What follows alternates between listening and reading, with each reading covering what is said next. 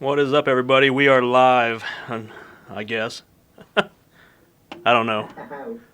Says we are. Says we are. Yeah. Hopefully the sound out there is looking good, sounding good. I'm trying to look real quick here. Thank you guys for tuning in today. This is our supposed to be a memorable show. I didn't know it was going to be memorable in this way because the fact we had to cancel yesterday. uh, Yeah. gotta love Windows updates. They broke my microphone, so nonetheless, we're here. We're live. Could have been worse. Yeah, always can be worse. But once again, before we start here, this is Cryptic Heartland Podcast. This is the 100th episode. We made it. Took us a little while to get here, but we made it. That's okay. Better late than never. We're the only two that showed, Yeah, we're the original people, so that's okay. Very true. Very true. We've been doing around for a long time, even before this, when we were on a different podcast together. So, yeah. We've been doing this kind of thing for how many years? For forever. Because I remember when we first started doing our podcast, back when it was the Paradigm Paranormal Radio, or whatever it's called. Yeah. Paradigm Project Show. Yeah. That was back when it was just the audio element. It wasn't even,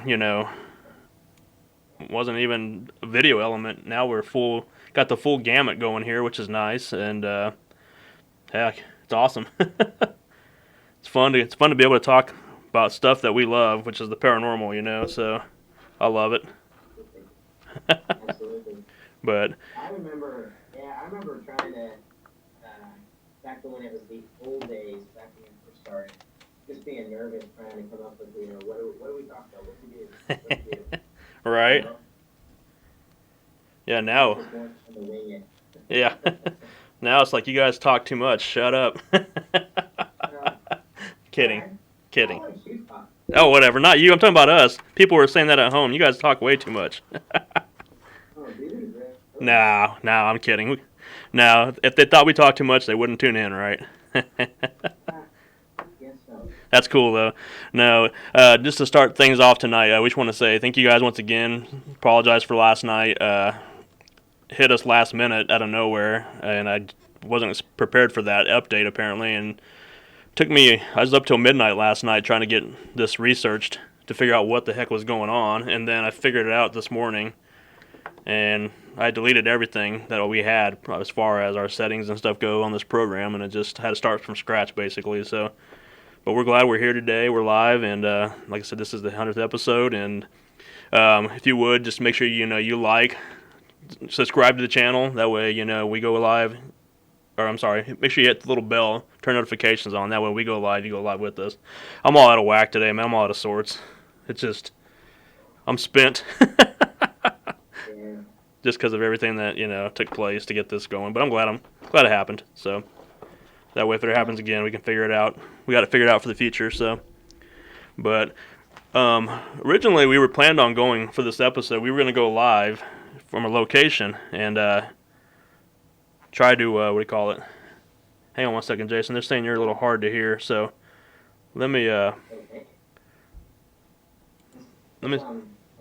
Because I'm really short. let's see if I do that. Can you hear him at home? Okay, is he echoey now? Go ahead and talk, Jason, if you would. Oh, come on, talk.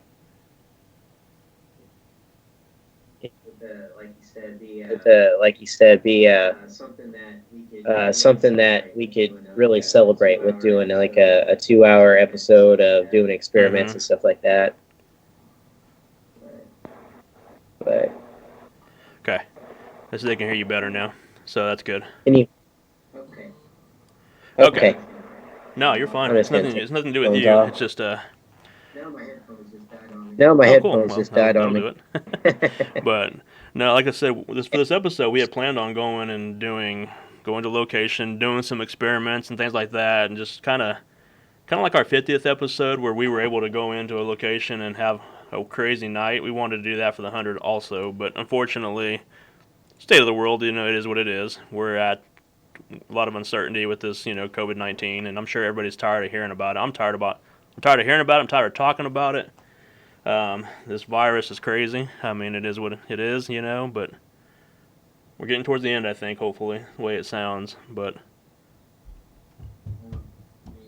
Well, I mean, they say that, and then new clusters keep popping up. So that's the crazy thing. I heard that in our county today, Sedgwick County, there's 2 yeah, new clusters that I popped saw up. where So, I saw. you Well, know, it it, was the chicken Tyson plant, not here, but across the United States. They were concerned about running out of meat just because of the fact that the virus has shut down their plants. Not that they're running out of meat; it's just shut down the plants. eh, But it's right, crazy. I mean, we get this all figured out. I mean, I'm just ready to go out there and start investigating again. That's the part I miss is the investigative side. I mean, like we talked about this on right, a previous episode where we're supposed to be out right now doing things, and can't. So, but that's okay. right. Well, if people would just do what they're supposed to and not argue and bitch about it, just Yeah, do it, we could get over this yeah, pretty for sure. quickly, But no, it doesn't Right, happen. People gotta have people have a conniption about it. I don't like being told what to do. right. Yeah, You know? no, Just get over it. Get over it, people. exactly. So, no, I was thinking about doing some stuff. We'll get our 100th episode, our official 100th episode, when we go to location and do this. We'll get it. We'll get it soon. Yeah, So, from, from here on out, it's just gonna be this is fake 100 and then fake 101 yeah, and all that. So but now we'll just do like a big special presentation for our yeah, celebration. I'm just disappointed because I know what we had in store was gonna have some. It's gonna push our limits as a team and individuals. Um, Oh, it's yeah, it's gonna be awesome. so we'll see how it works out, and it'll come down. It may actually be better now that we've rested, we've waited so long, we haven't done Yeah, anything in a long time. Uh, get out there and do these experiments like we were planning on it, and who yeah, knows what's going to definitely. happen. Especially you, especially you. I know I've been like I said jonesing for the opportunity to go out and actually investigate, but I need to reach out to the clients, see how everybody's doing, and because like I said, we had 5 right before this hit on hold, so we need to get out there and make sure everybody's still good, and we'll be good. We'll go out and Yeah. investigate again, and then we got stuff coming up. We the usual song and dance. We got the Paracon, KC Paracon still happening, July 31st, August 1st, and it keeps growing by the day still, which is fun. It's pretty cool. I mean, a lot of guests coming down there, and we're gonna get some of those people on the podcast here coming in the upcoming weeks. We get Jason Kupsik from the guy that puts it on, the man behind the show that puts the whole thing on. We'll get him on the show here. Got some other people. Probably we get Callahan on the show here, and I got a couple people we met last year, and hopefully some new people we're going to meet this year. We'll get them on the show, so and see what everybody's doing, how they're living. So hopefully we'll have our first guest coming up soon. I'm reaching out to them after the show today, and got some stuff planned, Very so cool. it'll be fun. Have you heard anything in the news lately as far as anything that's piqued your interest as far as paranormal or anything in general, or? I mean, it's been kind of quiet in some places, but some places it hasn't.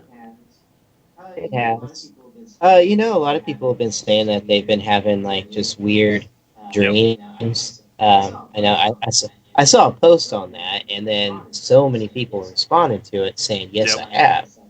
I'm like, "Is that because you're having to spend time with family?" I don't know. I don't know if it's the virus going through your body, maybe. I Possibly. mean, I think everybody has.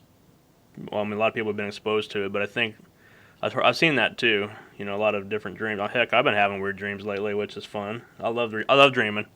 I know a lot of people get turned off by them or scared by them. I love that because when you wake up, you're like, wow, that was a crazy dream. It was just a dream, But yeah, Or was it something in the future? hopefully, um, I'll be okay with that. So, but no, yeah, I was trying to think. I've been watching a lot of shows lately as far as paranormal and stuff, and just in general, UFOs and everything else, and we can't wait to get into just some of the stuff that's out there. Yeah.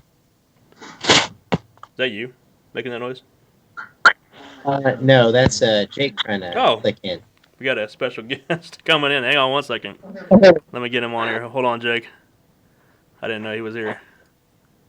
I don't know if I'm here or not. Give me 2 seconds here. Oh, sir. you're loud. Yeah. I need to figure out who you are. I think this is you. Well, let me know if you figure out who I am. We'll get you going here. There we go. I'm good as the tiny thing in the corner. Yeah, the tiny thing that's really big. Give me a second here. I'll get you added on here, sir. Yeah, the man behind the scenes is Jake. He's coming on the show here in just a second. And forever since he's been on. Hey, Jake, can you turn your phone sideways? Is that possible?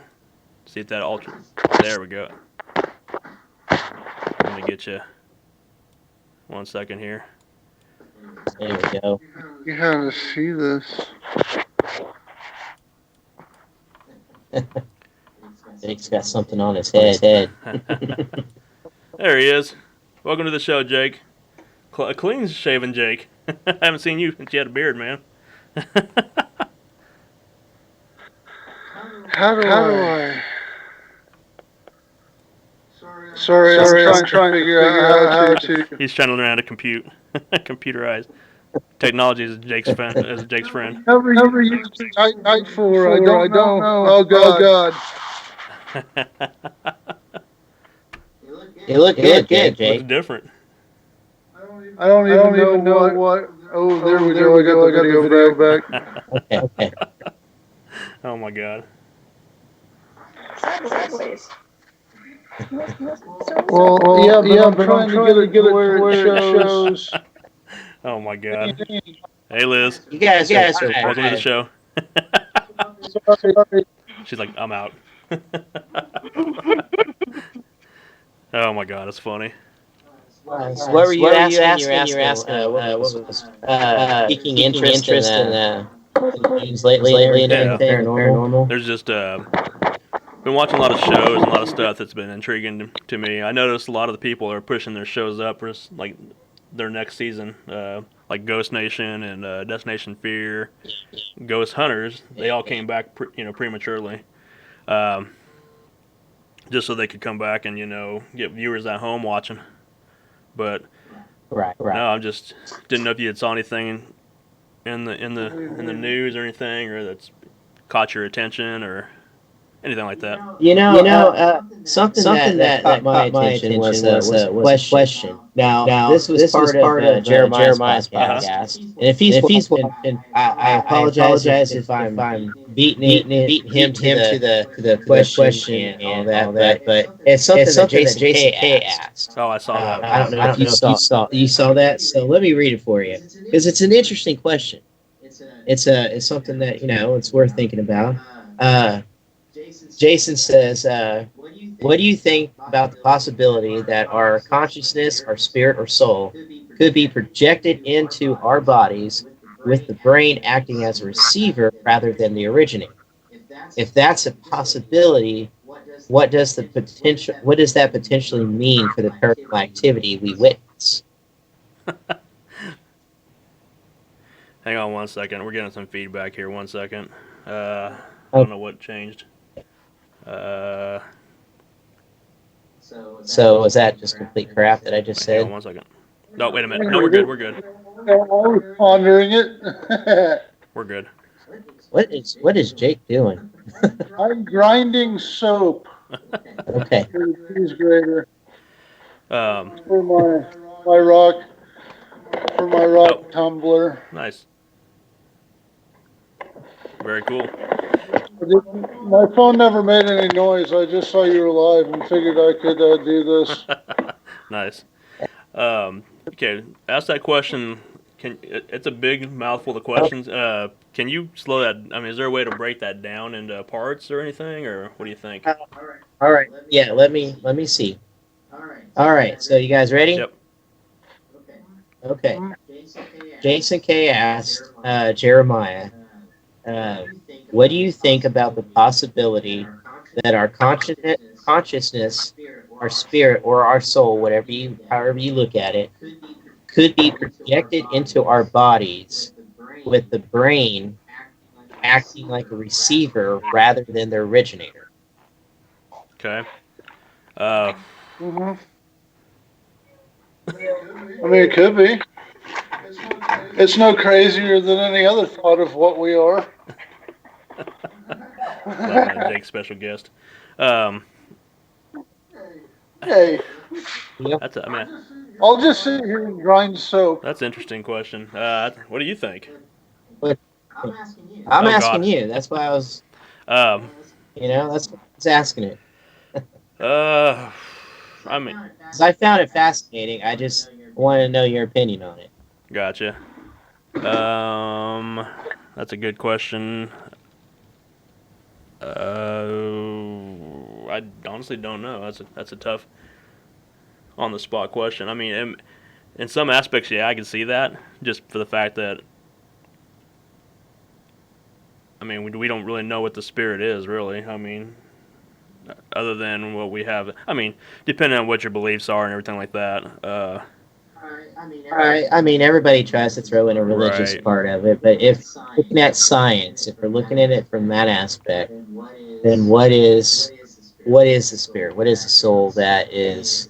I mean, is it something that is our body just like a receptor to it, or are we able to actually, is the spirits and soul just kind of floating around in that brain? It's just like picks it up, and that's what it is. That's who we are.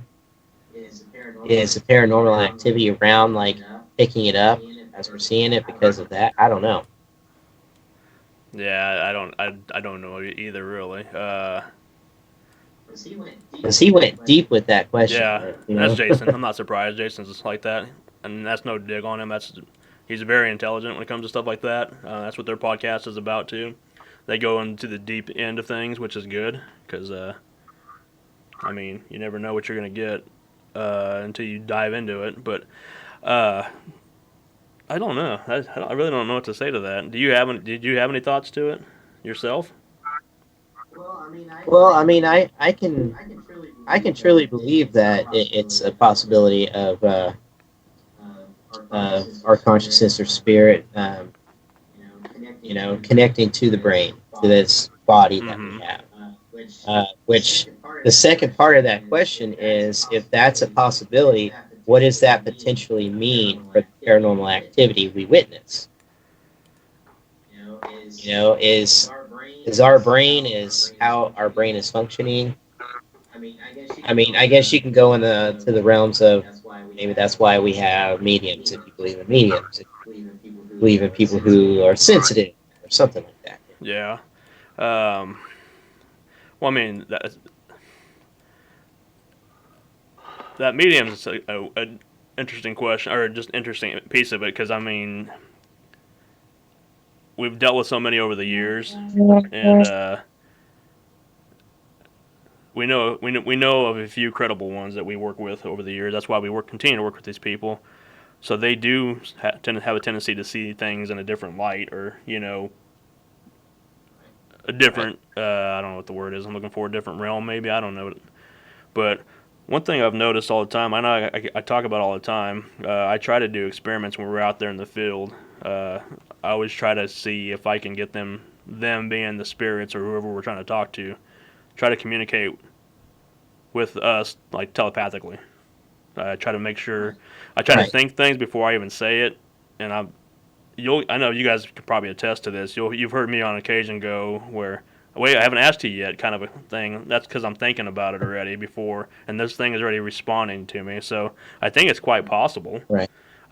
I think it's just, I've heard you do that plenty of hmm times. I think it just depends on how in tune we are with our surroundings, or even with them. Because it's the same thing. We're trying to talk to somebody that we can't even see. Well, Right. what's the difference in them? We can't hear them, or vice versa.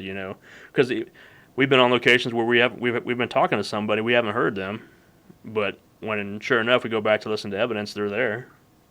So I mean, what's the difference between that? Well, why can't we hear them all the time? I guess is the question.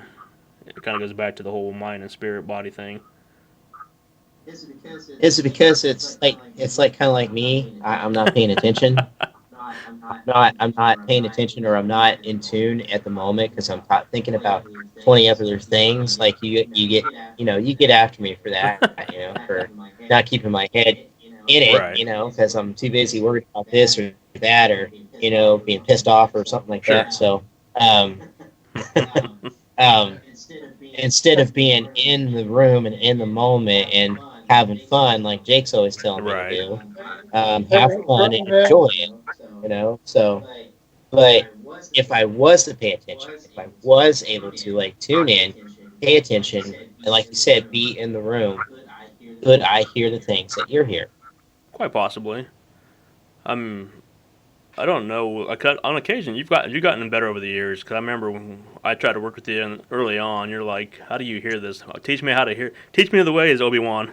Uh, not that I'm Obi Wan, but no, just teach me how do you do that? And I've told you, and I know it's kind of weird, but it's like you got to listen to what's going on, like this conversation we're having right now. But at the same token, I'm also listening to outside of this.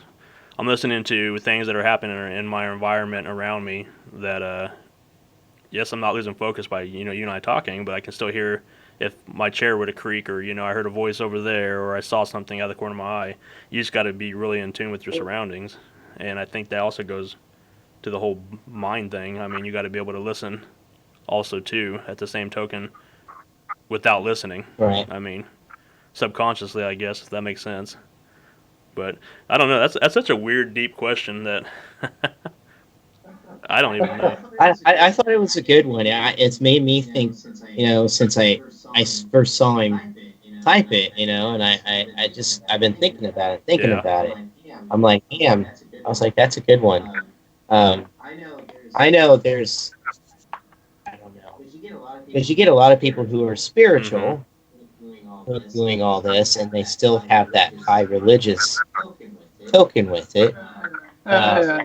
So they see it in a certain way, in their own ways. But then you have other people who are like looking at it more of a science Right. way, saying, well, if you think about the universe as a whole, um, where does our spirit go after we're dead and stuff like that? And does that come back? Does it do anything? When we're born and alive, are we receptive to things? I don't know. There's so many different angles and directions. I'm all over the place Yeah. on that, but For sure. I mean, you can go in so many different directions with it. So I don't know. Yeah. No. If that's the case, so if it's the case, I want to know where the spirits all are. So you got to be somewhere transmitting to us. They're in Leo's basement. That's just the ones he brought home. Well, I mean, how many of you guys had your own experiences in your own locations? Was it stuff that's always been there, or was it something that we brought home? What are you Yeah, talking the, about? I've never yeah, had shit happen. What are you talking Okay, yeah. yeah. Not once. about? I've Never. actually witnessed, Jason, at your house, things have happened. So I know that's a lie. I did not hear footsteps running up the Yep. stairs. I That did was not hear. I did Christmas not music. hear jingle bell. Yeah, jingle bells playing in the basement. Yeah. Some people on the chat line are here saying that over, like Andy says, that over time, we grow and learn, see and hear more, which it's kind of like life in general. I mean, the more we're into this, the more we study this, the more we hone our craft, basically, and we're able to pick up on things a little bit easier and better. Because I think in the beginning, when I first started doing this, I was afraid to speak up, but even though I did, and I was like, well, I'm hearing something, and nobody else is saying anything, so I started saying stuff. Like, did you guys hear that voice? Because I thought you were crazy. I thought you were crazy. I'm like, I'm not hearing Well, shit. I just didn't know if it was what I thought And in my then, mind, what I was hearing. Like, am I just hearing stuff? Because you do that, you talk to yourself, internally, and it's like maybe I'm just hearing that what I think I'm hearing. But I was like, no, I'm hearing something. So I'd make a point, and people would respond like, or they wouldn't. And then like once the evidence started rolling out, it's like, well, it was been there the whole time. That's Right. made me feel more confident in myself. So as far as my capabilities, but how do you guys like investigate, or how do you feel like you guys do on a case? I Um, feel like, yeah, go ahead. no, I'm thinking. You go ahead. I feel like the mood that I'm in going into it has a lot to do with what I'll hear, the amount that I'll hear or see. Like if it's after like a long day of working and I'm not feeling it, but we got to go do it, I won't hear or see much. And I think it's just because I'm just not in the mood to do it. Mm-hmm. Sometimes I think everybody's like that, and but if I'm amped up, I'm ready to go. Like most of the time, then in a good mood going into it and ready to go, then I think you end up having a better night Yeah. than than if you kind of make yourself go do it. You know, I don't know if that makes any sense. It's been a long. It does. Like you're asking, like, how do I do an investigation, or how do I feel going in? Just Well, we all know that you're a nervous damn Nelly, and I got to tell you, settle down 850 times. I'm not And nervous about the spirits. I'm nervous about making sure everything happens right. I know it No, will. I It, haven't. I haven't been. I haven't been nervous about an actual case, like what's happening there. Um, no, I know that. years. It's been years. I mean, I used to be a little nervous going into places since when I was first starting, but nowadays when I go in, I'm trying. It's bad. I start trying to pick apart everything in my head. I Right, I'm always picking apart like how they're acting, how they're reacting to us being there. Did their story change from the moment they told somebody to the moment they're telling us in the walkthrough to everything? And then I keep my eyes out on other possibilities of what's going on. Um, right, but then I'm also watching you guys because say it like in Augusta, the three of us went to that house and we're we're sitting there, and I'm listening to their stories and everything, and I feel like they're very genuine on how right, they're reacting. So I'm feeling more comfortable being around them. right. And then immediately you two start saying that you're seeing the female in the kitchen, and I'm like, damn it, like, so I'm paying attention to you guys and them. And I'm thinking, okay, so this is starting to come together now, and it's starting to piece together, um, at least from what I can tell, and it's starting to feel better and better and better. But if Right, if I notice that you guys, any one of you guys, whether it's you two or Dan or Chris or Andy or Corey or anybody who's there, if you're not having any kind of reaction to it, and we're just kind of listening to stories, and I try to go back to like, okay, what did they say about this and this, and because something doesn't feel right or it's not coming together. right, I don't. Because most of the time when we go to a place and it's pretty active, it's usually you guys are picking it up right away. You guys are having a feeling, you're seeing something, you're hearing something, um, which to me helps me get going with the case, and I start paying attention. But I tend to go a little quiet because I want to pay attention instead of actually talk. So yeah, it kind of goes back to just the fact like when we going back to your earlier thing. Yes, we're talking to the clients, or we're doing an interview, whether we're just going doing a tour of the place, trying to figure out the hot spots. Um, I'm always still listening though. It's a oh sorry. I'm always listening during even when they're talking to us as far as as a client goes. I'm not ignoring what they're saying. I'm just taking in the environment, letting it soak in. And that's why I start catching stuff. we talk about the famous one we caught over at Cowtown, just during the initial tour. We're walking through, the Murdoch house over at Cowtown and here in Wichita, and out of nowhere, this little girl's voice I hear, and I'm like, whoa. But had I not been paying attention and focused on solely on the tour only, I would have never caught that.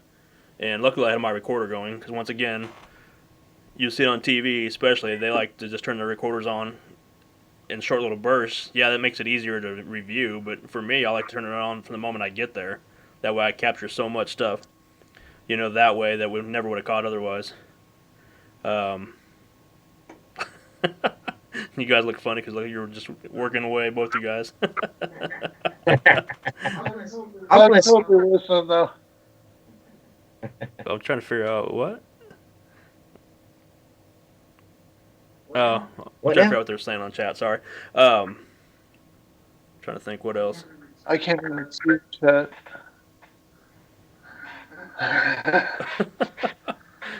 Anyways, okay. I don't know. I'm lost. I've lost my train of thought, but. Dang it. One thing I'm surprised right now is because of this whole situation we're in, the atmosphere, the air, everything else is getting better right now. Just because we're not polluting, people are not out there polluting things. I guess my question to you guys is, why do you think, or why don't you think things have not picked up as far as more sightings for, it could be paranormal, it could be, Sasquatch related, it could be UFOs. Why haven't the sightings picked up on that with better air and better environment? I don't think many people are out and about paying attention to stuff like that right now.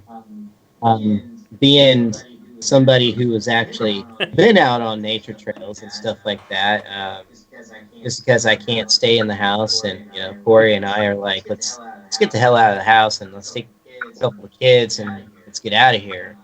And being out and about, there wasn't very many people out there. It's easy to be isolated. Now, we heard a few things. We did hear a few things, some weird things, but pretty easily just nature itself, taking a breath of fresh air of itself too, I mean this with all the love in the world to all of us, but people suck, we love to pollute the hell out of everything and destroy shit and everything.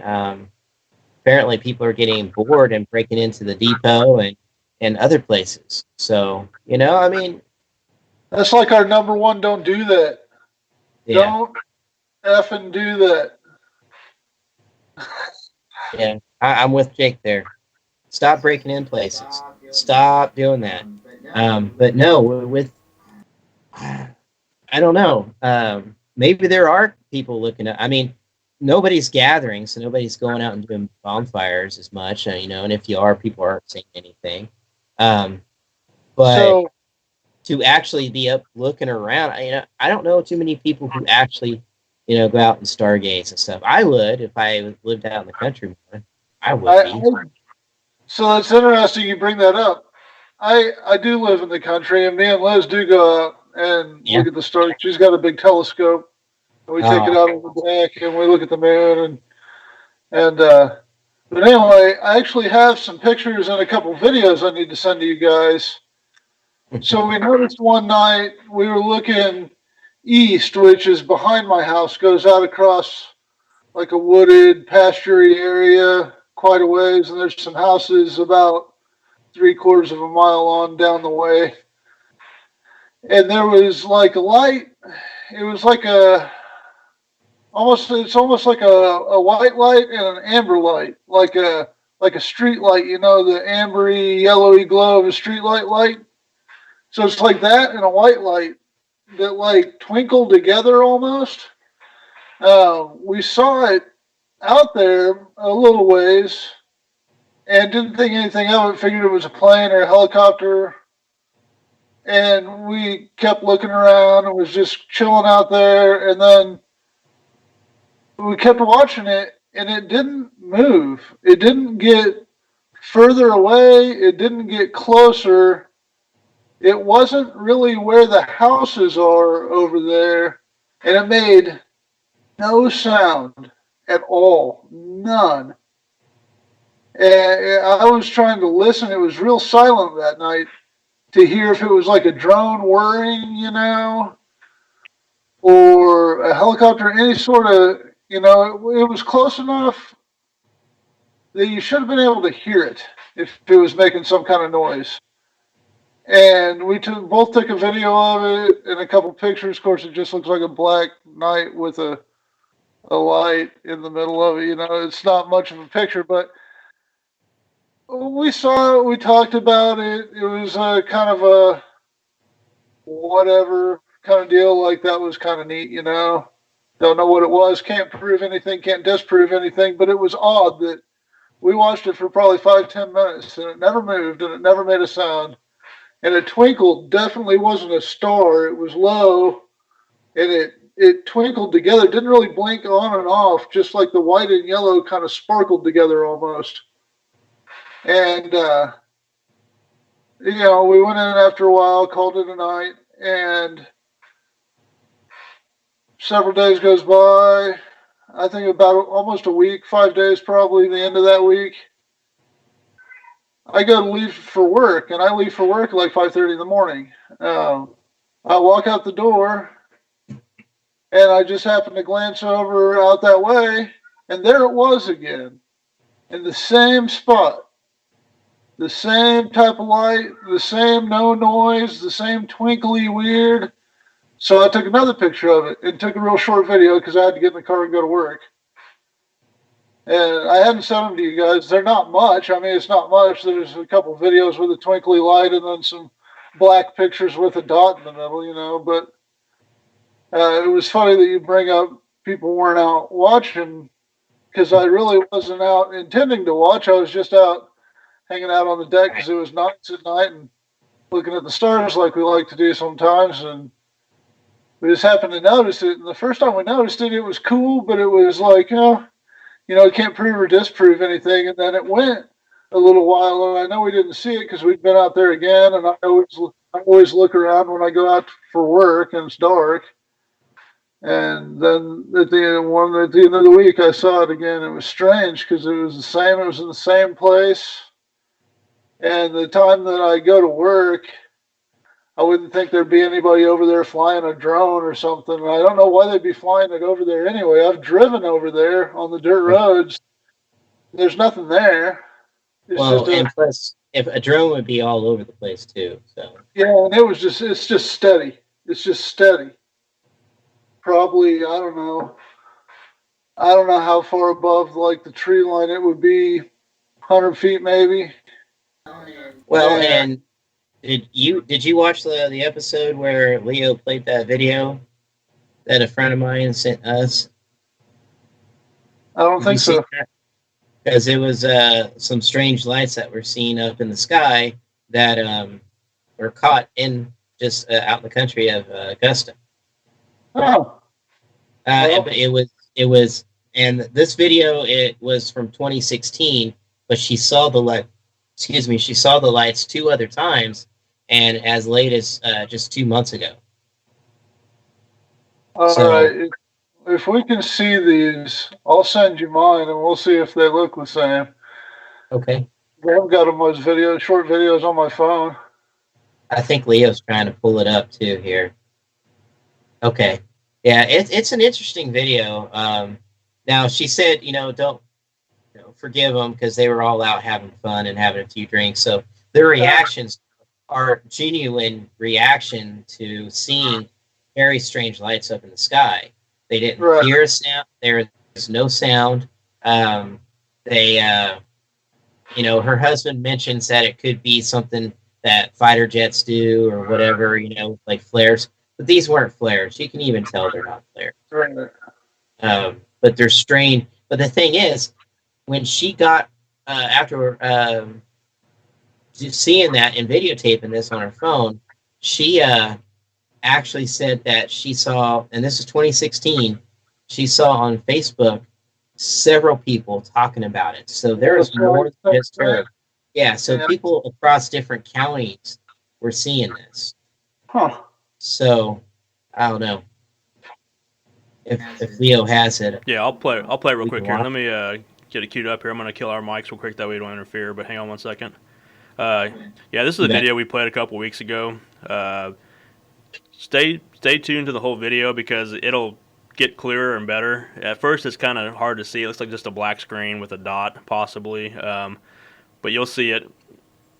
It'll come in clear, real clear towards the end. And this video will loop a couple times. So give me a second here, and we'll go ahead and play. So this is a video, like Jason was saying, that a friend of his caught out in the country. Just can I say where? Jason? Yeah. Okay. Yeah, out in Augusta. Yeah, east, is it east of Augusta, northeast? I Yeah. can't remember exactly. Somewhere on the where. outskirts of Augusta, video was taken, and I know some of the people that were watching tonight have seen this before, but we'll play it again here. I'm going to kill our mics, and we'll go live with it here in just a second.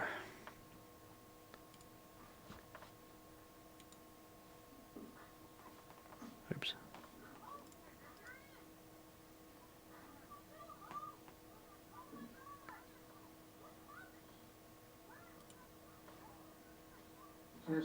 Hang on.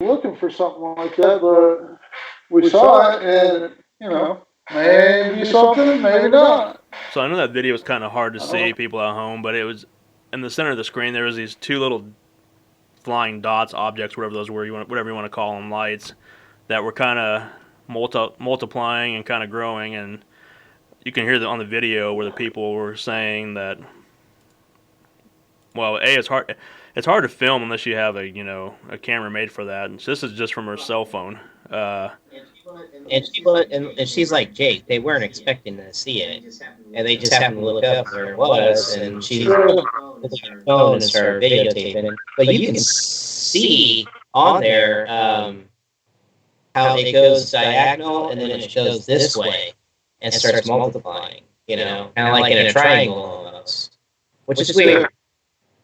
I mean, so it almost goes and follows the shape of a triangle if you watch it. So, but yeah, Jake, I'll send you the original so you can see it. And mine's not, mine doesn't move, so my video is not as cool as that. But that's what made it peculiar to us is the fact that it didn't move. For a long time, it didn't move.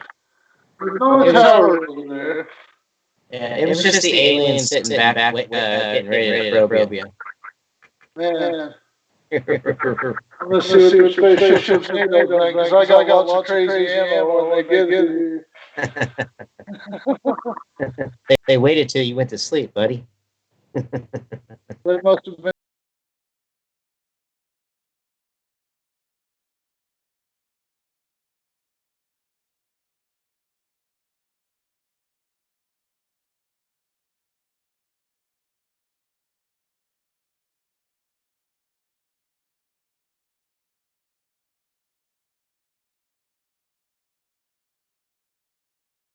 walls and naked bulbs.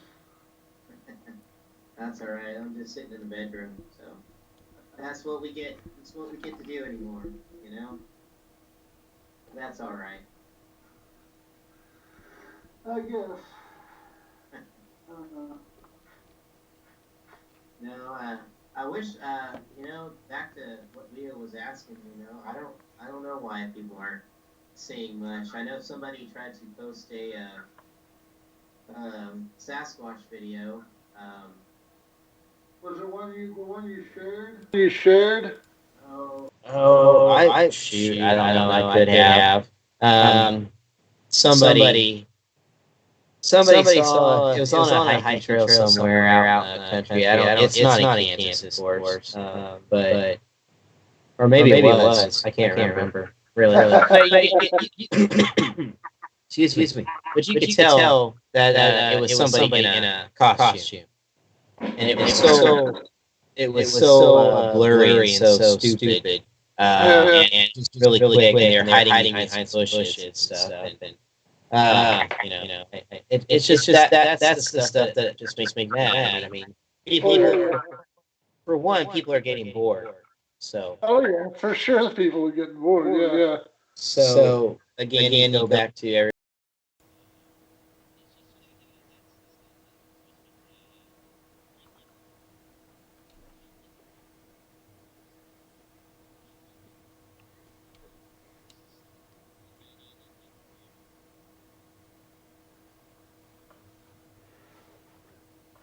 Oh, hang on. you okay, Leo? Yeah, I'm just trying to get sound back. Oh, Keep talking. Go ahead. okay. Um, but I just don't understand the whole breaking in. It makes it so much. Yeah, into just Yeah. I can hear us, Leo. Yeah, you'll be What was that? able to hear yourself, with regardless. Yeah, the people at home couldn't hear us for a minute, but now they can. Okay. It's just weird here. I speak and then I can hear it on this podcast. It's just weird. Is that normal? I don't want to talk now. Yeah. Okay, because it wasn't before. No, There we go. now it's not. That's better. Can people hear us now? Yeah. Can you hear? No. Okay. Yeah, I can hear you guys. So what's the draw, do you think, of people breaking into places to do shit? Just the thought of breaking in and the temptation of being caught. Part of it's that, and part of it's they want to go in a place and they're just not going to ask. They're just going to go in. Because we know how hard it is to obtain a permission to where we can go in, at will, don't have to worry about anybody calling the cops on us, nothing. It's so hard most of the time. Most people just aren't going to do it. They'll just go. If they get caught, most likely they figure they'll tell them to get out and stay out. And they just go. It's the same thing with like hunting and fishing spots. You get a good spot and then, if word gets around or the wrong person goes with you one time. Yeah. And, all of a sudden a bunch of people end up out there. When you're not there, somebody gets pissed off, somebody trashes the place, and now nobody can go. I lost myself. Yeah, well, the thing that gets me about the whole breaking in thing is, it's videotaping yourself doing it. There's an individual out there. I don't know if he listens to us or not. I could care less if he does anymore. Actually, he kind of gave me a little bit of attitude recently. He breaks in. He broke into a place that is dear to us, and there's a good chance we'll never get a chance to go in there again just because of his ass doing it. And maybe not just because of him, but it's because of reasons like that. So,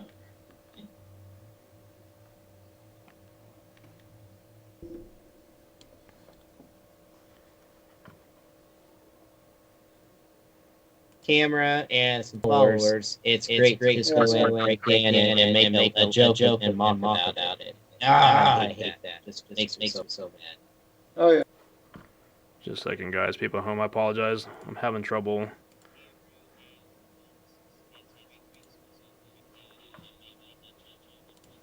And nobody hears.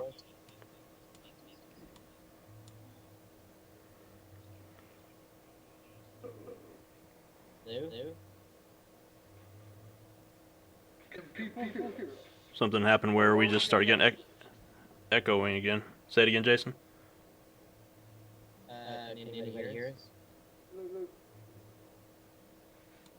Test. Check.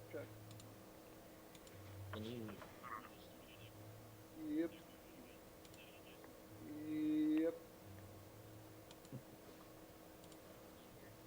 Yeah, hang on one second.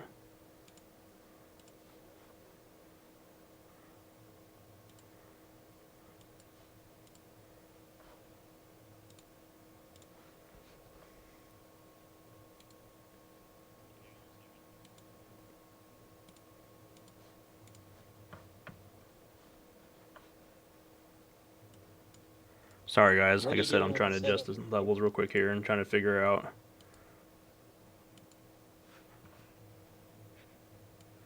Okay. I think we're good. Jason, can you guys say something? Yeah. So Jake, tell me what you're doing. Say that again, Jason. Oh, I magically turned that bar soap into ground soap.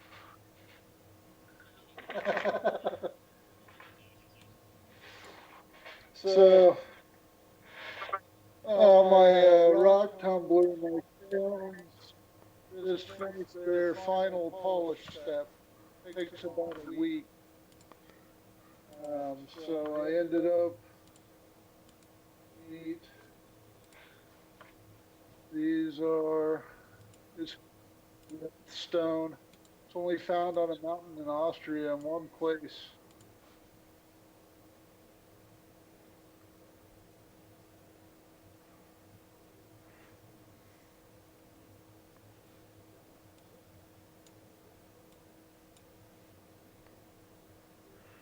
What kind of rock is it?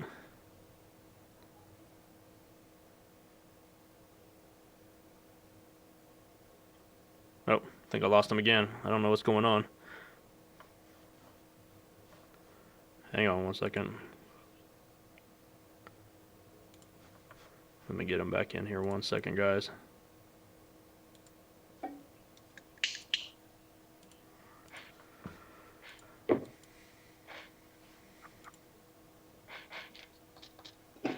So can they not hear us at home?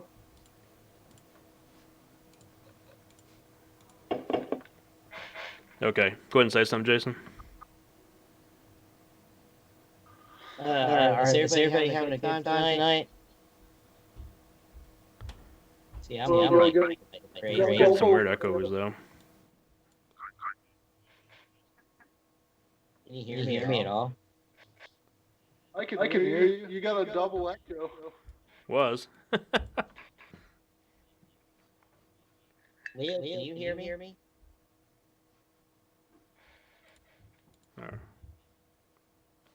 Yeah. Let me do something real quick here. That's probably. I'm just trying to play with the levels. Who?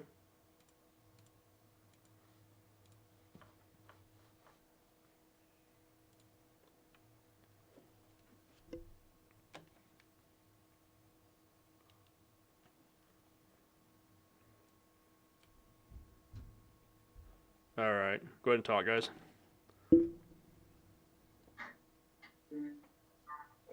Anybody out there? Yeah. They can hear us. Can you hear me? Yeah, we can hear you. Okay. But can they hear it? Yeah. What's with the echo? What's with the echo? It's just you're hearing it in studio. They're not hearing it at home. Okay, that's good. So, what else you got? I don't know. You started off the story with the deep question. I don't know what. I didn't catch anything you just said.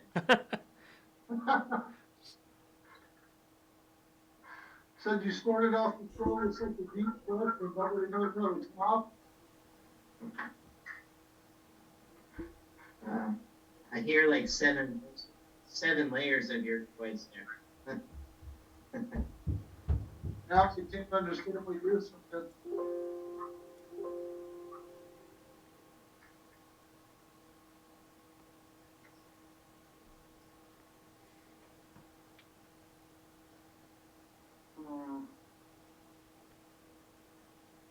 How's it going, Lee? I don't know. Trying to figure out. Did it all just mess up? the video. It just started doing it out of nowhere. I don't understand. We were doing good, and then It happened after the video. yeah, it's not the video though. That's the problem. I don't think it's. Do you not understand what I'm saying now? Yeah. Yeah. It's just hard with It's the just echo. hard with the echo. The talk, you know. Can you guys still hear each other? Yeah. Yeah.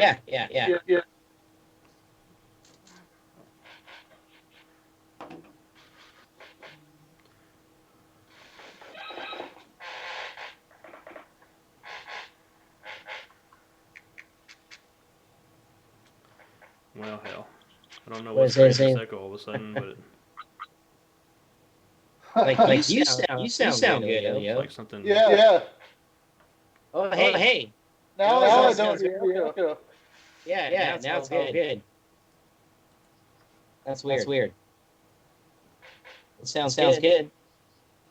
Yeah. Yeah, Run with because it. I'm on. But they can hear. They can hear it at home though. Hang on a second. Echo. Oh. Not sure if that's any better for the people at home. It's frustrating. Well, do you want to call it a night for one night?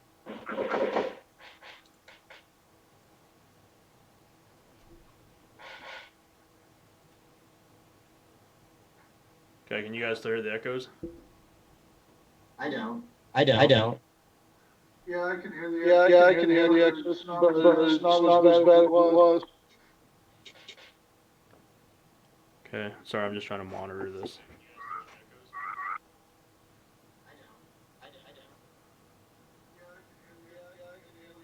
God dang it. Don't know. Another thing. We can just do it like this, I guess.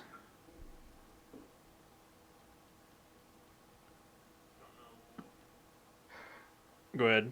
Continue talking. Well,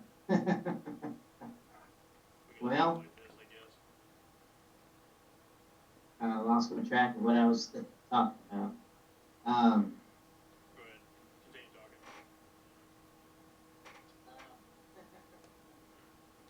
So Jake is just clean as rocks, huh? Yep, I'm just getting ready for final step. So what are you gonna do with all those? You gonna start selling them? I don't know. I probably could eventually. I'm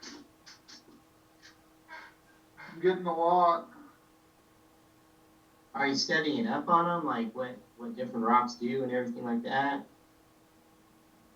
Not as much as like what hardness is and stuff different rocks are, and like stuff that you can tumble together.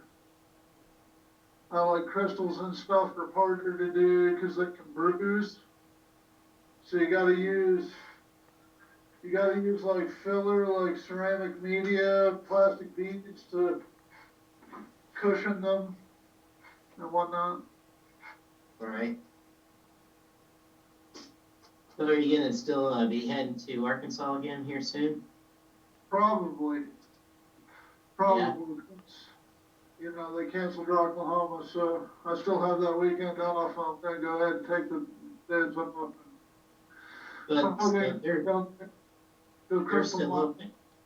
They're still open. Yeah, yeah. Yeah, I haven't checked. You said they are still open down there in Crystal or Camp Mine. Yeah, board camp's open. I know Twin Creeks is open, and a lot of the big places down there are open.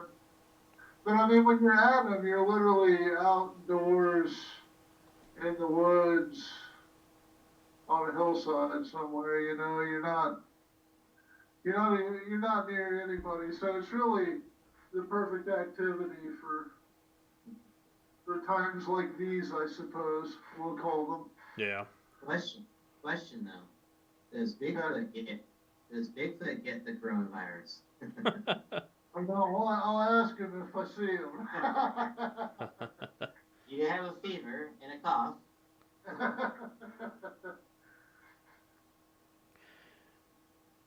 Because he plays the distancing thing pretty well, you know. Really, social distancing champ. You mean good old Daryl? Yeah. Are you really taking a trip down there soon, Jake? You think? Yeah, Memorial Day weekend. Oh wow. Okay, that's cool. Yeah. Well, That's Jake's. when Oklahoma usually is, and they canceled it. So Oh, that's right. Yeah. What Jake's talking about is he's going down to Board Camp Crystal Mine. Is that right? Is that what it's called? yeah, we might go to that one. We might check out some other Oh, ones. okay. We haven't decided exactly yet. Gotcha. We But did an episode on Board Camp. It's out down in close to just south east of I think it is southeast of Eureka Springs, Arkansas. And this place has been featured on TV shows. I mean, it's known for its activity with UFOs to Sasquatch to. right, Is it really paranormal? I mean, is there anything paranormal per se? right. Well, I so I've only been there the once, Yeah. and really, I thought that it was. I was blindsided by it because I thought it was UFO stuff, which I was totally stoked about because I really wanted to do that. And then what it quickly turned into, and I would love it if you guys could go down there sometime because you could really see, because I don't know how to like reiterate enough. What it quickly turned into was I realized that so many of their stories was the same shit that you guys told me about with Tahlequah. Oh right. And their stories with stuff in the sky, with Bigfoot, with now there wasn't so much the end of the Trail of Tears and Yeah.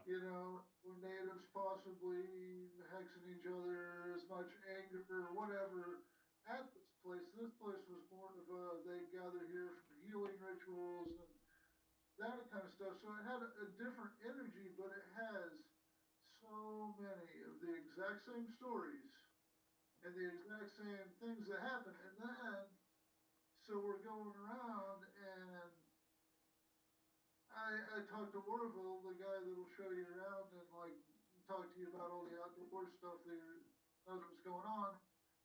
And I talked to him about ley lines, Uh huh. and he had heard of them and he knew what they were. And we got to looking on a map. Well, some of the same ones that end up in Tahlequah run right through there too. Right. So Right. you guys have I'm sure chatted about, does the Bigfoot sightings and stuff fall along those, run along them? Does there all that run with the lines? Well, maybe because some of the same ones run through this place, and even though it's got a sort of a different, more positive kind of energy charge to it, they still have a lot of the same sightings and stuff that happen there. They were telling me things, and I could think about the points in the book or the points in your guys' stories that you told me over the years.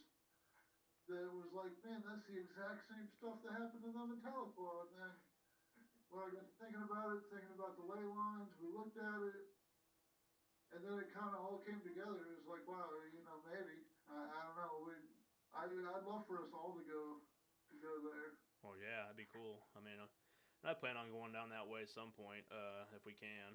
It's just trying to get time and a lot of uncertainty right now. Just trying to figure out what's good for all of us to go down there. Cause we have some other places we're supposed to be investigating down there too. With in Eureka Springs, a place that doesn't really get investigated versus the Crescent Hotel, which we're not doing the Crescent Hotel. We're doing a different place, which is fun. I can't wait to get down there and do that. And I would like to go down there and continue on to, like I said, to the mines down there, the board camp mines, just to experience it firsthand. I think it'd be fun. Yeah. When are we going? I'm ready. I'm ready. Yeah, I I don't want know. to. I want to go out there and camp. Like, I do too. is it what's his name? Orville? Yeah. So we'd have to go up by the cabin, by Psycho Right. Ravine, camp there all night. I'm game. Leo, Yeah. Yeah. you want to go camping? For that, yes, I would. Well, camping's fun, Leo. Eh.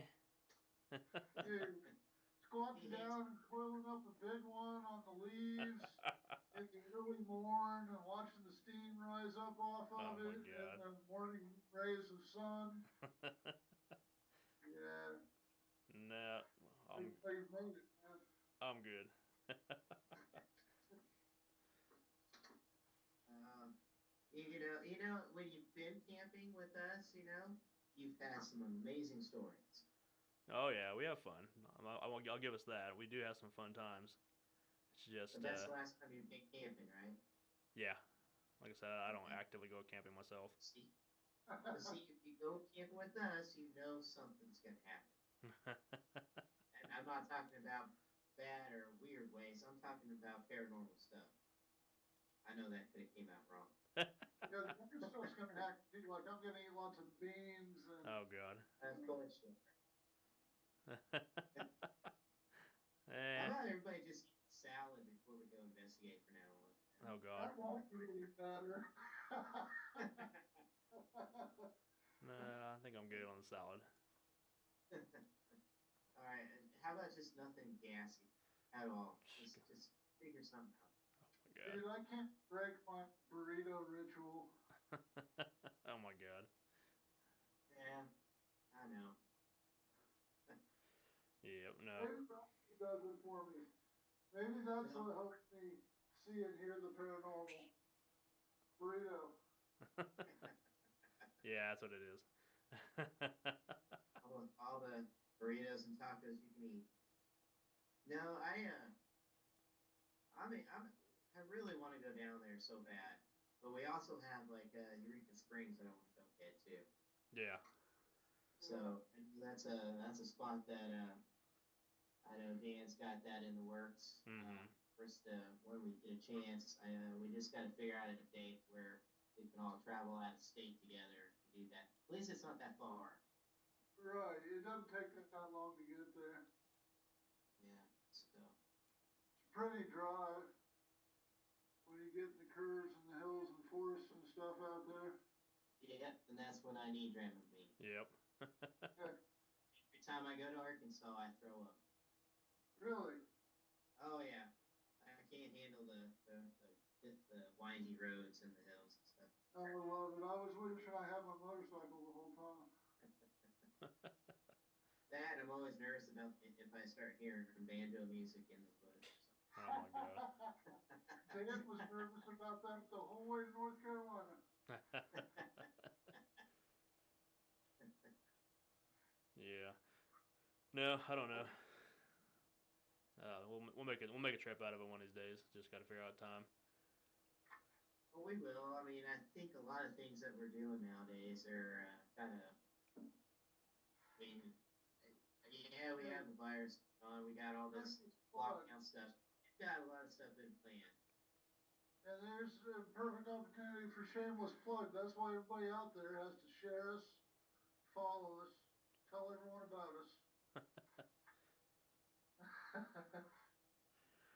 No, they're talking about. We can get around and do this exciting stuff for everybody.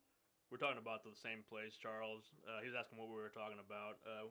The place we're talking about is down in Eureka Springs, or not Eureka Springs. It's south of there. That it's called Board Camp Crystal Mine. It's known for its crystals, number one, that you can collect, and then but since it's such a high density or abundance of crystals there, it's basically there's all kinds of activity going on, from everything from UFOs to possibly Sasquatch there, and just different things happening. Rocks will levitate on their own. They'll get moved, and we're talking heavy rocks too, where these things are. They'll come back and they're stacked in weird positions that weren't. I mean, it would take a lot of people to be in on the hoax to make these things move, and they have it blocked off to where only certain parts of the camp you can even go to, and we've got to know these people over the years. Or last year, we met them at the KC Paracon, but Jake was able to go down last year and actually visit the place and bring back some things from there, and also experience things too. Things that he still hasn't figured out quite what they were yet, based upon the stories he told us. But yeah, just the crazy stuff is they had if anybody follows Expedition Unknown, Josh Gates went down there with his crew. He got invited to go down there because of the MUFON network, which is the UFOs people. They basically had an experience there of this light. The people that own it, it's a husband and wife.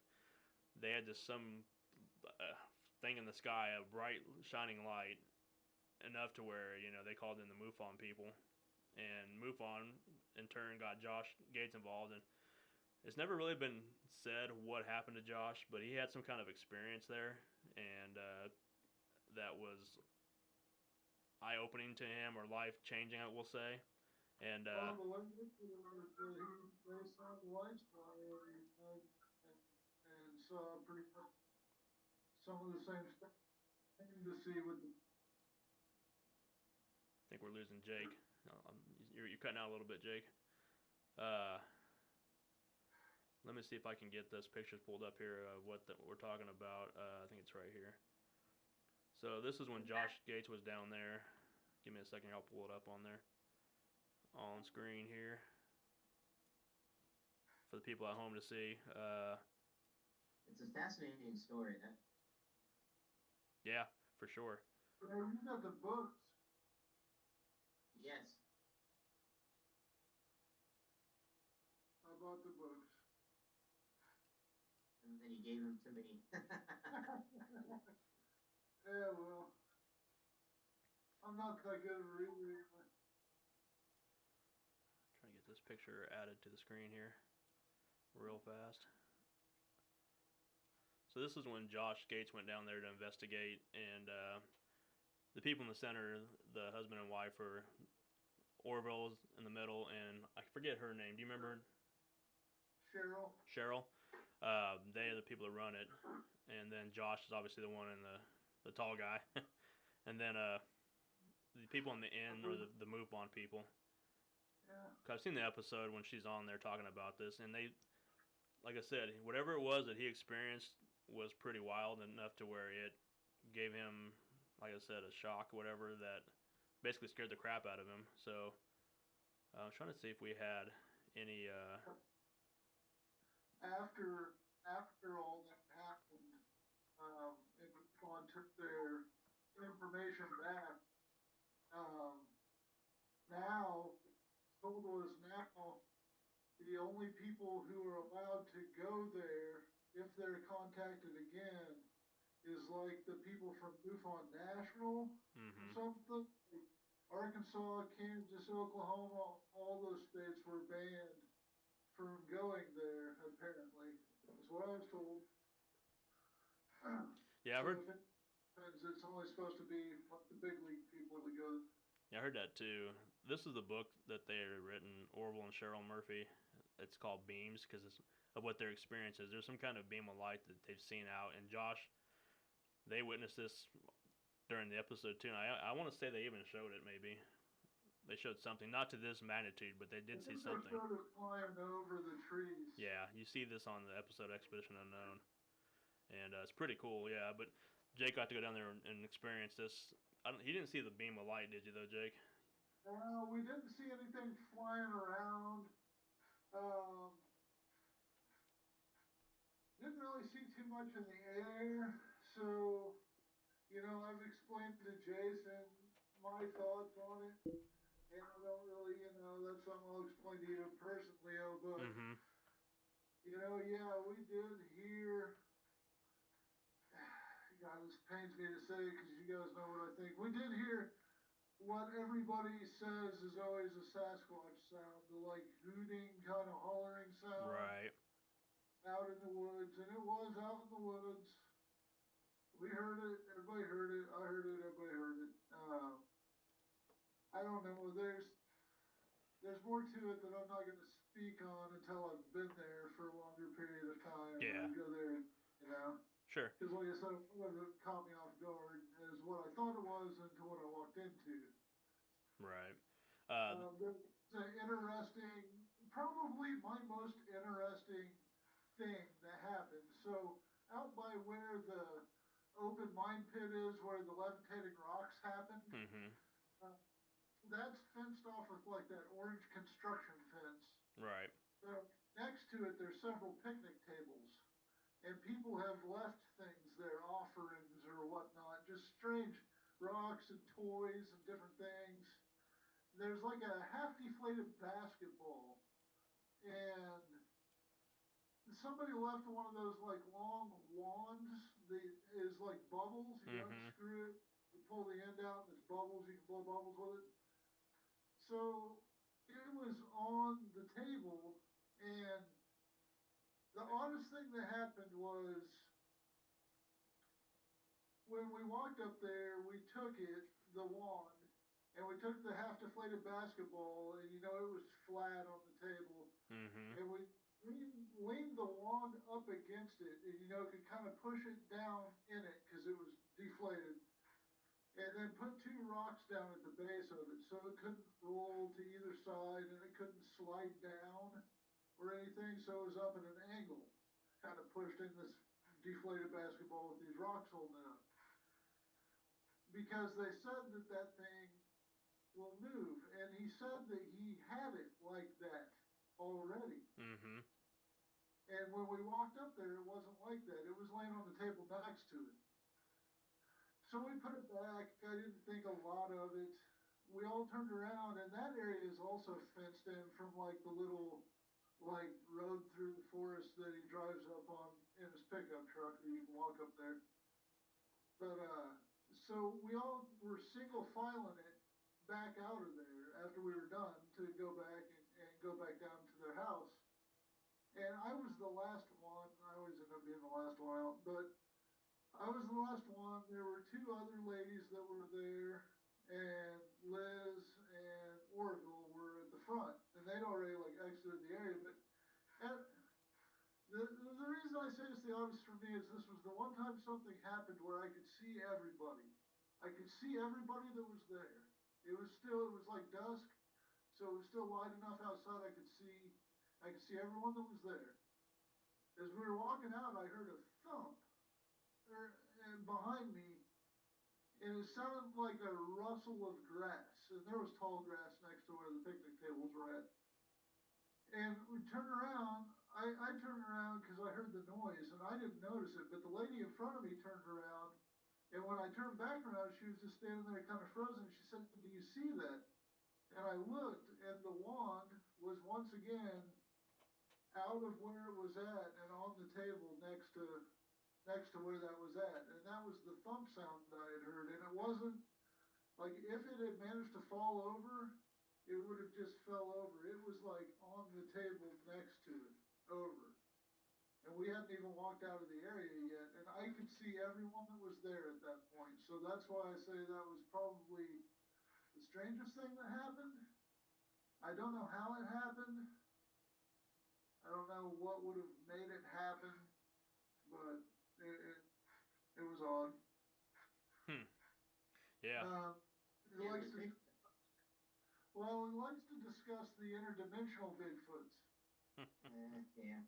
and how maybe they could step through a rip in time and toss it over. There's portals everywhere. Yeah. Uh-oh. My phone's about to die, guys. It's the interdimensional Bigfoot coming and stealing your energy. Yeah, my phone just went to 5%. See, they know. but no, I'm anxious to get down there and check this place out just because it sounds interesting as far as the activity that happens down there and just I don't know. Right. Well, on that note, guys, I think I'm signing off because my phone's dying fast. Okay. Alrighty, sir. Well, Bye, everyone. thanks for tuning in, Jake. We'll see you next time. All right. Bye.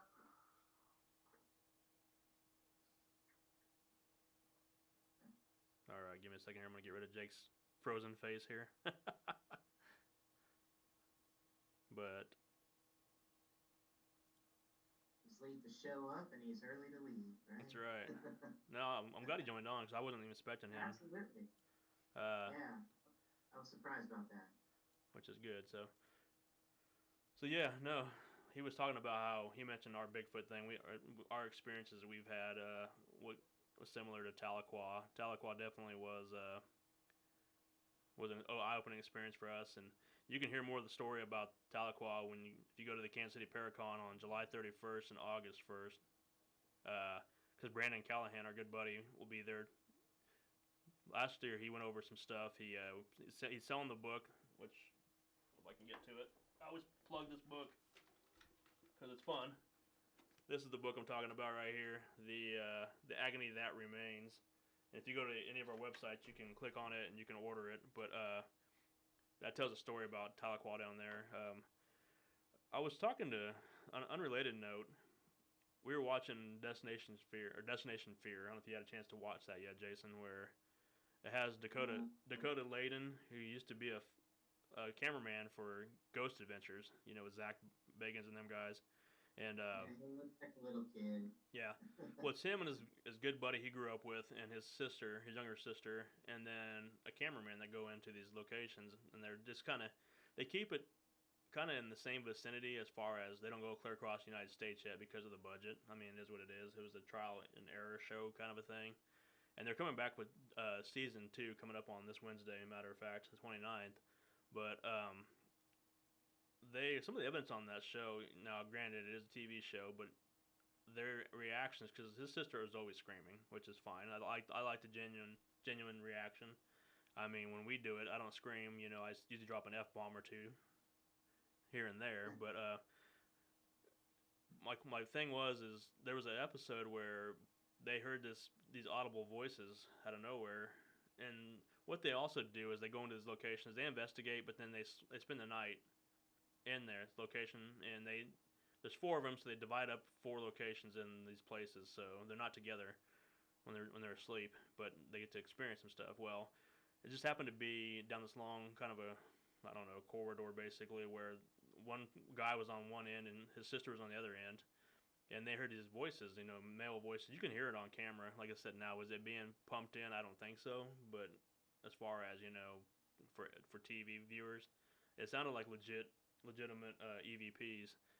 But it got to my oldest son Leo was asking me, he's like, do you guys ever hear anything like that? Which we do. We hear the audible voices on location, that we know are real because we're the only people in these buildings or on these lands. But it got me thinking about what's the craziest thing we've ever experienced.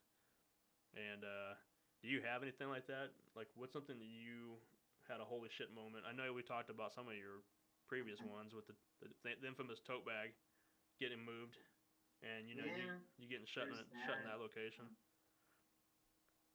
The tote, yeah, that was and the door, because that was at a house that had a murder happen. I kind of pushed the limits on that one a little bit just to get a reaction, but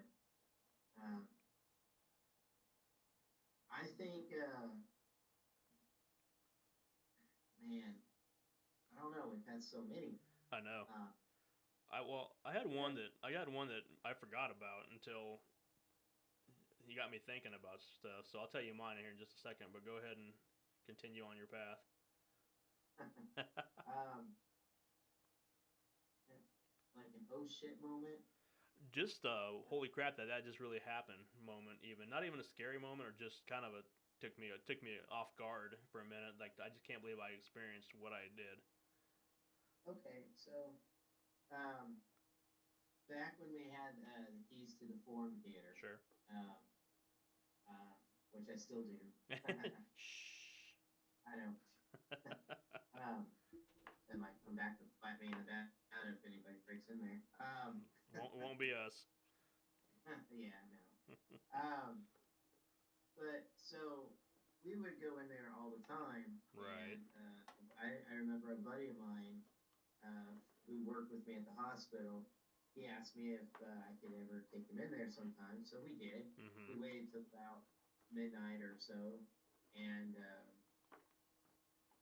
we went in, and it was a great night because it was really quiet outside. Regardless, it was a Saturday night, um, and usually it's pretty busy and thumping over there with the restaurants and bars and stuff.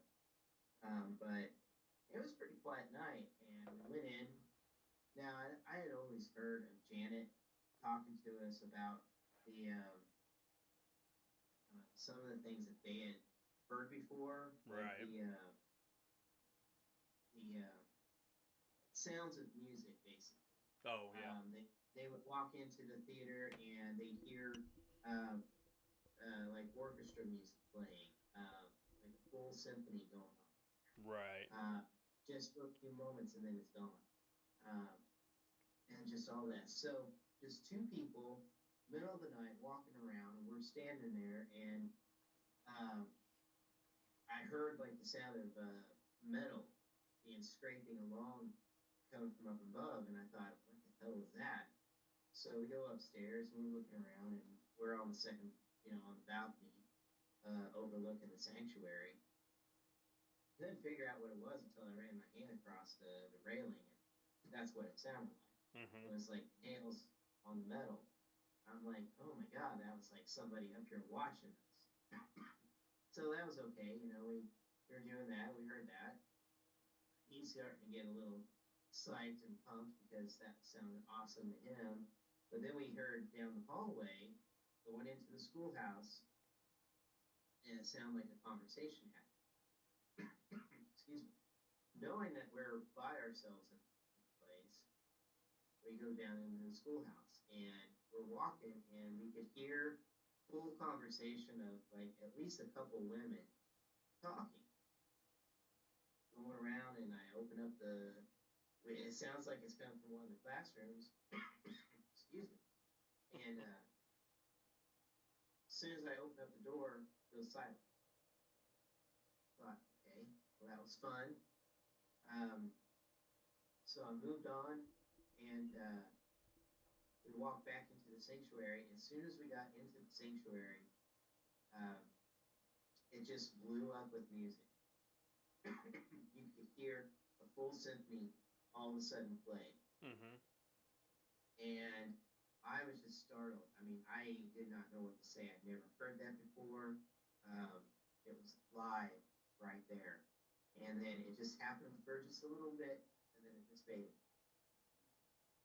It honestly felt like that moment of walking in back in time or something like that. Sure. We were both speechless. We didn't know what to say. But yeah, that was one of those moments like I couldn't believe it just happened because I'd heard the stories and everything. I just didn't believe I'd ever have that opportunity to run into it. Yep. um, for me, it was a. We talked about this case. Sorry, I'm getting all choked up too. Uh, we talked about this case before. It was a private home located out in the middle of nowhere in Granola, Kansas. It was just a luck of the draw. We got this case because another team they had first contacted turned them down, so they referred them to us, And we like, well, yeah, we'll take it. We don't care. We want to investigate. We want to help you as a client, but we didn't know what we were getting into because just like with any case, you don't know. You hear their claims, their concerns, and you take it with a grain of salt because you don't want to just assume everything's paranormal. But you do want to help them to see what is going on there, what they're experiencing. So we go out there the very first time, and this is, I believe you were with us the very first time with, yeah, you were. Were you? I don't know. Anyways, I know you were there the second time for sure because that's when we had the me going outside to invite the little girl to come in. Yeah. I know that was the second time for sure, but the first time is I went both times. okay. Yeah. Well, this is going on. The very first time we went out to this location, we're hearing some things and some weird things are happening inside the house and around to where I don't remember what part of the investigation it was. We decided to take a break, and we had recorders going still inside the house, but we all came outside the house, and there was nobody in the house. It was just about 4 or 5 I think there was like 5 of us or 6 of us investigators, and then a husband and wife that lived there. And so they come outside, and all of a sudden, we were standing on the porch basically, and all of a sudden we hear this banging coming in from the inside of the house on the front screen door. Because it's enough to all of us stop and look at this door. And you're like, what in the hell's going on? Like, you hear this banging, boom, boom, boom, boom. And we're like, that was weird. Well, it was enough to where once we got a chance to, I went back and listened to our recordings. During this time, as we were out on the porch, we hear something tell us on 2 different recorders, tell us to die. It's basically telling us to die, just the word die, on 2 separate recorders at 2 different times. But during this banging incident, you can hear this thing. It's just knocking, boom, boom, boom, and we're like, what was that? Well, you can hear this thing coming from the inside saying, hey, let me out. It's like, what in the hell was that? Because during the moment, we didn't hear it. We just heard the banging noise on the front porch, but when we go back and listen to it, my recorder was sitting inside they had like a little end table right there. I just had it sitting there. This thing is banging on the actual door saying, hey, let me out. What in the hell? Who the hell was it? It wasn't any of us, but why was this thing saying this in the first place? It's just like, wow. This is a place that, the more we went to there, the more we found out more about the case. Like I said, I still think it was consuming the husband. It overtook him basically because they ended up getting a divorce. She moved out of state, and we're still in good contact with her. But this guy, we first started talking to him. He lived there. It was his childhood home. His parents owned it, and then he took over once they moved away to a different part. I don't know if that out of different city or whatever. He took over ownership of it, and they. When the first time we met him, he was real timid, like he was concerned, but he didn't. He was a very kind of quiet guy. And then down the road, the next time we were out there, he was a little bit more stern, I guess, or he was more out like I don't want to say tougher, but he was more aggressive was the word I'm looking for. And then it was by the more we went out there quite a few times. The more we went out there, he quit showing up altogether. Like when we'd come out, she'd want us out there because of whatever experience, and he would conveniently always be gone. It's like whatever was there was taking over him enough to where I think it was controlling his thoughts and his actions because he was, like I said, he was the nicest guy in the beginning, and towards the end he just quit showing up. And it was his own house. He would find a reason to be away for whatever reason. But this is the location where towards the very last time we were there, I believe, I was taunting a little bit. Not taunting so much. I was just demanding because I could, as like I said, we had got more and more of the story about these people there, and I'm looking at this one corner where I can see this big. I'll call it a man, but I don't know for sure if it was. It was dark in that corner. I could see the glowing red eyes of this thing pacing back and forth like in front of this doorway where most of the activity on that side of the house happened in their bedroom, master bedroom. This thing was just pacing back and forth, pacing back and forth. So I'm calling it out, like, we're right here, what are you going to do? Show yourself, whatever, just kind of talking to it more sternly, aggressively myself. And that's from the time out of nowhere where I got shoved from behind, where this thing made it a point to let me know that, hey, you want me? I'm right here. And it came up from behind me out of nowhere and just shoves the crap out of me, where enough to where my shoulder goes flying. I'm like, holy crap, what was that? It startled me, but I was just like wasn't expecting it to get attacked from behind. And that's the infamous one where I was talking about we had myself, we had Claire, and we had Jamie. Jamie has some psychic tendencies. She also got shoved in that moment, and it's freaked the crap out of her because that was one of her earlier cases she worked on with us. But so you hear her like freaking out. Well, this thing comes behind us, shoves us, and then all of a sudden we hear a little girl's voice. I don't think it's the same person. Maybe it was. I don't know. But you hear this thing going, "Don't cry, mommy," and it's like, what in the hell? Which on that side of the house where that thing came from behind me, that's where the little girl saw another little girl basically with no face. So I don't know if it was the same entity or if there was multiple entities. We always thought it was two different ones, at least two, a male and a female for sure. But we never could get to the bottom of it, because after that was the last time we were able to go out there. Like they just quit, not necessarily quit talking to us, but they broke communication for a while, and then she ended up moving away and leaving them. But just from the get go, that whole knocking on the door, hey, let me out of here. What would have happened had we opened the door? Would we have let something out, possibly out into the grounds, or would something attacked one of us in the moment? I mean, who knows? But it was like kind of taunting us, toying with us a little bit, and it was one of the darker cases we worked on early on. I mean, it was very concerning because it ended up being a lot of poltergeist activity, where things were getting moved. Uh, it was giving us clues. Like I said, there was one time I was sitting on a chair, just pitch black in the room, and you couldn't see anything. All of a sudden, I see this green glowing orb or dot in the middle of the back of the room, and I go, "What is that?" And so I walk over there, and nobody can see it except for me. So I walk over to there, and it's fixated on a picture of a girl. I'm like, "Who is this girl?" And it ended up being the owner's daughter, where I had never met her before, and all of a sudden, why this thing was showing me that picture, I don't know.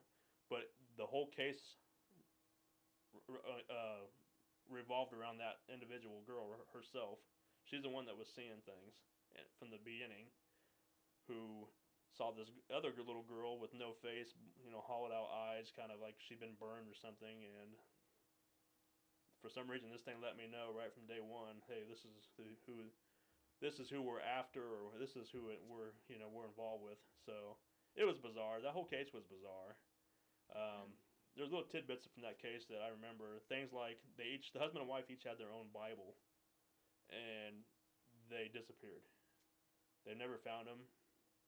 Something took these Bibles, and that kind of tends to lean more towards the demonic cases. But in this case, it was more poltergeist.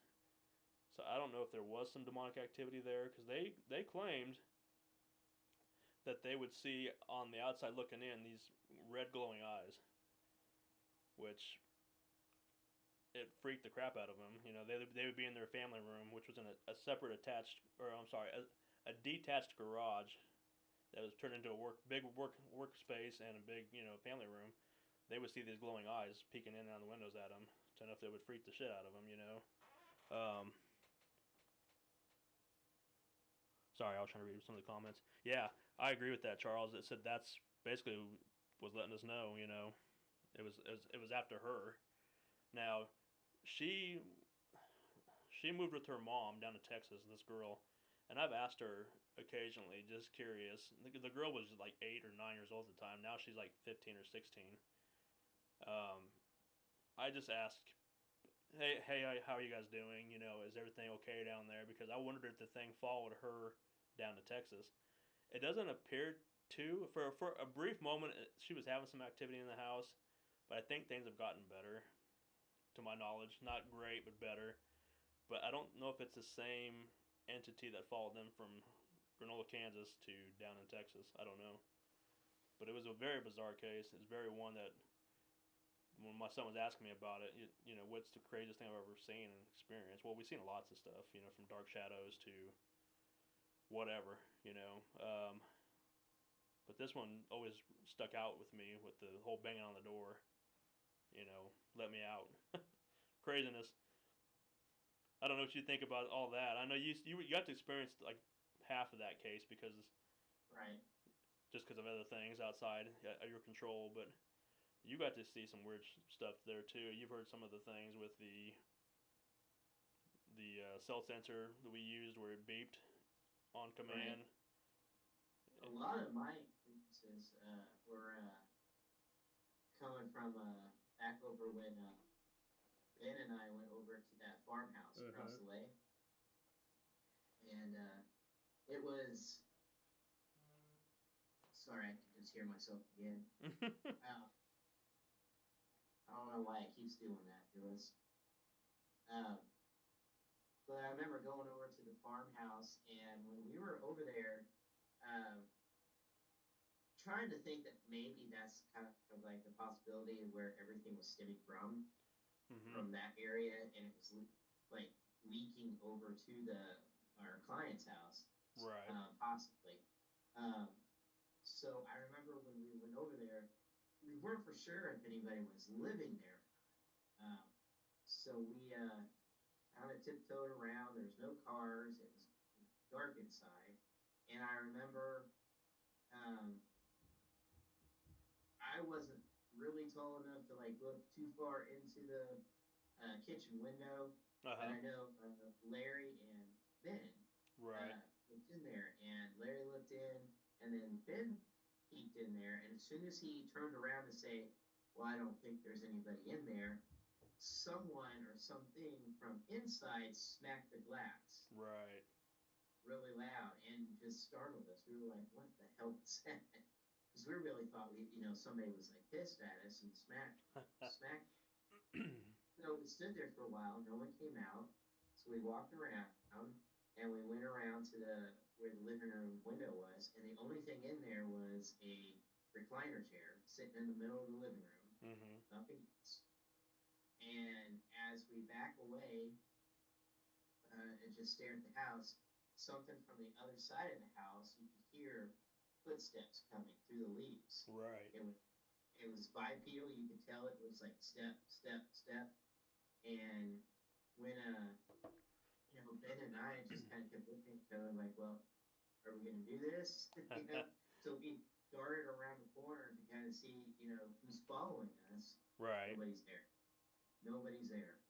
So we went back around to where we were by the window, the living room window, and that's when we saw a shadow figure run from the farmhouse over to the client's house, and you could see a shadow figure actually running.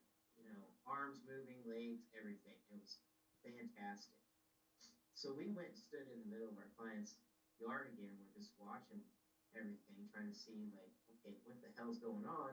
And then that's when Larry came over, running over to us, saying that he just saw a big bright light, ball of light floating inside the living room, kind of moving about, and startled him to death that he came over to us. And that's about that time we saw the shadow figure running from the client's house back to the farmhouse. And we were just dumbfounded by all that. I never seen anything like that before, especially outside. It's different when we see it inside of a house or a building or a church or something, but outside running around free, that was pretty nuts. Yeah. Yeah. I mean, to me, I still feel like that farmhouse has a lot to do with what was happening over there at the client's house.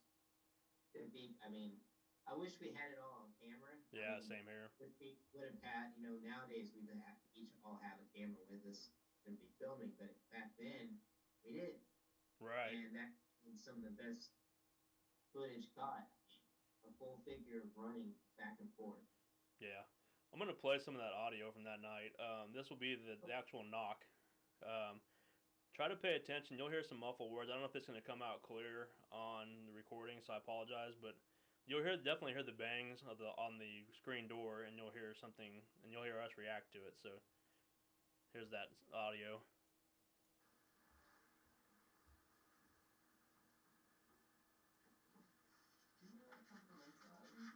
It's hard to hear.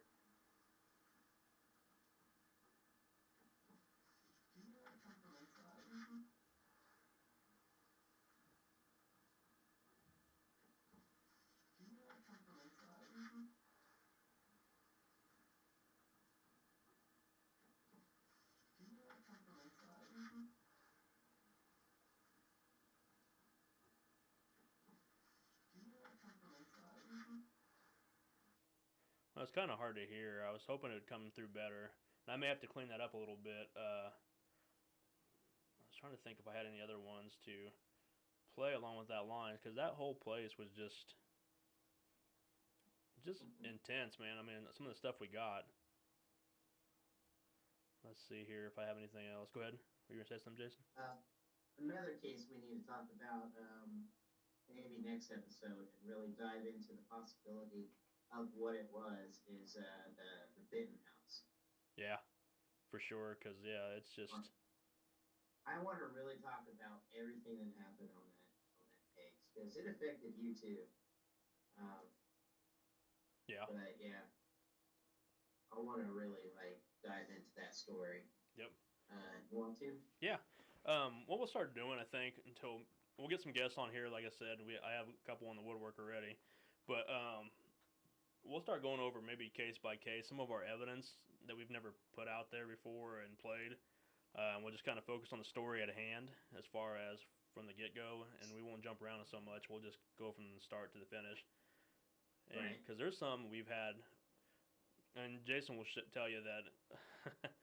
The database I have of evidence is intense and crazy. I mean, I think I have 3 hard drives full of stuff that hasn't really ever seen the light of day. Just because some of the stuff we're not supposed to play because of the owner's request, which we definitely respect their wishes. We have them sign waivers that say, can we broadcast this, or we have a verbal agreement with them. I mean, for the longest time, the Santa Fe Depot in Dodge City wouldn't let us initially put out stuff, and over the years they've actually embraced it more, and that's why we work so well with them, because they actually want us back there, to do events and investigate. And we will. It sounds like we have something in the works down the road that we may make a return. Also, maybe just as a team, possibly to do some more investigating. So and some filming. I mean, possibly. I know we've got more events coming and everything. Sure. I mean, as time goes, but the team itself is going to get a chance to go by ourselves and actually do it. Hey, so, I want to give a special shout out to Cheryl. She's joining. I'm not sure. Are you still in New York, Cheryl? She was helping out with this whole coronavirus thing. She was handpicked along with 2 other people, I think, from her area to go over there and help with the New York situation as far as coronavirus goes. And I hope she's staying, safe, and hope she feels well, because, it's definitely dangerous, as far as what she had to go do. But our hats off to you, Cheryl, and to anybody else out there having to, I know Jake's out there in the public eye all the time. He has no choice but to work. Jason is too. Unfortunately, luckily for me, I get to work from home, so I don't have to really deal with that too much. But everybody else, is out there. Like I said, we appreciate what you guys are doing out there. Hope you guys are staying safe and remain safe. That way we can all, have a good laugh after this is all done. Oh, she said yes, she's out there still. She's running 911 calls in Brooklyn. So, well, Cheryl, like I said, you be safe, and I know you guys are taking precautions out there, but we wish you the best, and hopefully have a safe and healthy return soon. We need to catch up one of these days. It's been a long time, so since we had a chance to sit down. Cheryl is she's still part of our team, but she's had to take a step back. Her job and life focus, was what she's been doing these past years. So we need to get her, just have her come back and tell us some stories and whatnot, and hopefully things are safe for her out there. So, but thank you for tuning in, Cheryl. I appreciate it, and to everybody else watching, thank you guys for tuning in too. So, but we're getting close to the end of the show. We're gonna wind down here. Once again, we apologize for for yesterday's mishaps, and we had some stuff today. We had some errors or some audio issues. We'll have to work those out again. I don't know. It's kind of hit and miss. Hard to say what's going to break, the next day or not, But we'll definitely keep on working behind the scenes to make sure the podcast is going good while we're having to Skype in. But in the right now, and then eventually we'll be back together, hopefully all in one studio again, and then we definitely can get rolling with this podcast, and also to do some more live investigations and whatnot. We got to put those on the side for the time being. Yep. But yeah. The next time, I say we do what we talked about. Let's entertain everybody with telling one specific story at a time. Yep. So that's if we don't have our guests. Yeah. So. But either way, we'll come back with the 101st podcast. We're working on that second 100 now, and we'll definitely keep it going here. Keep this podcast going. We love doing this for you guys, and we love talking about the stories. We've been doing this for almost 10 years, and we've had some good fun times. Over the years, we've seen some crazy shit that I can't believe we've seen, experienced. Things that you hear about, read about, and the clients experienced, and we got to see some of that stuff firsthand. So that's what we're going to bring them to you, the stories that we've had and the evidence, and definitely have some fun. But yeah, here's to the next 100, Jason. I guess, right? Absolutely. Yep. Next 200. Yep. We'll get there, and we'll keep on going. So. I need to put up, speaking of celebrations, our good buddies, Jason, we talked about earlier, Jason Kupsik and Josh Hurd. We got a chance to be on their podcast a year ago, and it was a milestone podcast for them, too. It was a 100th episode. Or, I'm sorry, it was their 300th episode, and we got to take part of it. I found that podcast, so I'm going to put the link up, and we'll put it out there for you guys to enjoy. That it was basically us talking about what we were going to do last year, going to KC Paracon, what we'd be doing there, and it also talks about some of our experiences with Tahlequah and also some of the stuff we talked about tonight as far as the camp down in the board camp Crystal Mine down in Arkansas. I think Josh got to go down there that place and experience something that we had a similar experience with, so that was pretty cool. And going to work with him on something on that, so stay tuned for that too. But yeah, I think we're going to wrap it up here. So for myself, Leo, Jake, who had to get off earlier because his phone died, and and then Jason right here, we're going to say thank you guys for tuning in for the 100th episode, and we'll bring you a true 100th episode soon when we get to go on location and do some crazy stuff. So we'll let you know in plenty of advance that when we're going to do that. So stay tuned for that. You won't want to miss that. We're going to push our limits, I think, so I can't wait. But that's it, guys. Yep. Yep, definitely. Thank you guys again. We'll be back hopefully this Sunday with everything worked out as far as audio, video. Our video's been pretty good, actually. It's the audio that's been crappy lately. Go figure. Yeah. But we'll be back with some other stuff. We're talking about some different cases we worked on and maybe have a guest or two. So in the meantime, you guys stay safe out there, and we will be back next week. Sounds good. All right. Take care, guys. Bye. Bye.